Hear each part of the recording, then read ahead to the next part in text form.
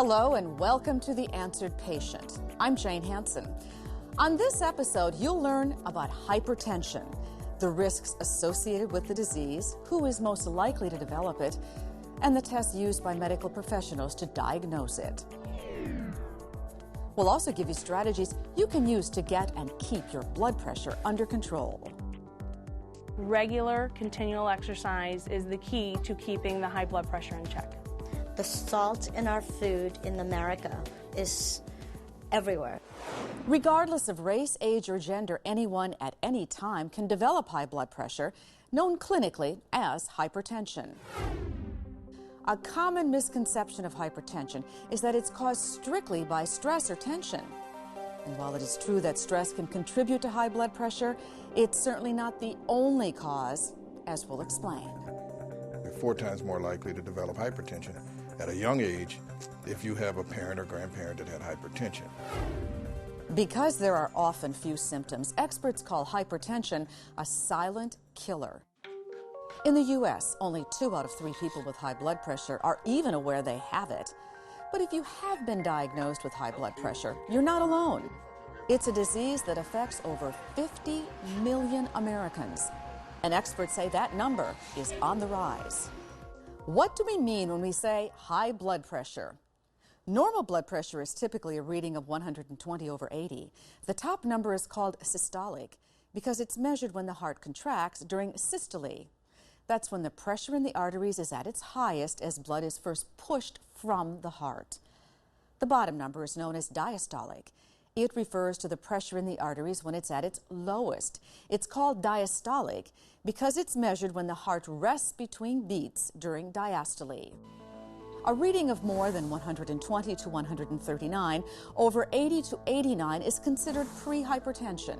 140 to 160, over 90 to 99 is considered stage 1 hypertension.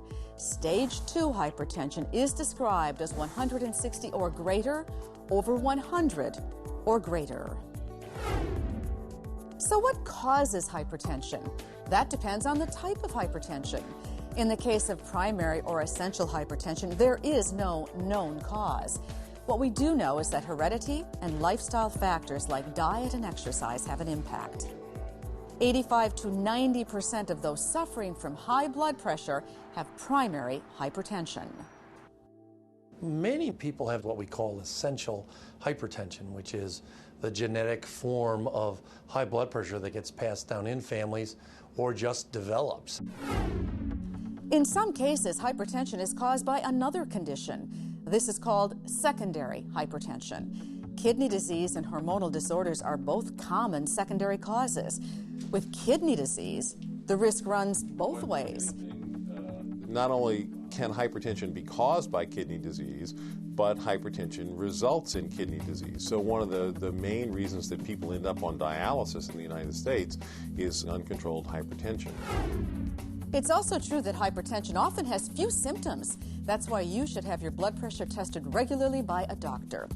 Over time, untreated hypertension can damage the heart, kidneys, brain, and eyes.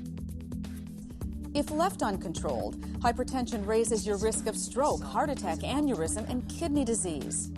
If you wait for the symptoms, you've waited much too long and sometimes too late to do any reversing of the damage that's already done.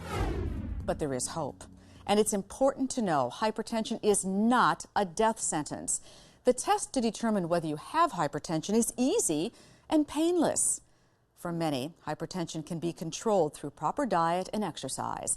For others, there are a number of proven drugs on the market that can help. In the other chapters of this episode, you can learn more about how hypertension is diagnosed, get some science on what it does to your body, and we'll provide you with useful tips on how you can control your blood pressure. In our personal stories chapter, you'll meet real doctors and patients who deal with this common disease every day. Finally, if you would like to be kept up to date on hypertension, you can subscribe to this series on healthanswerstv.com.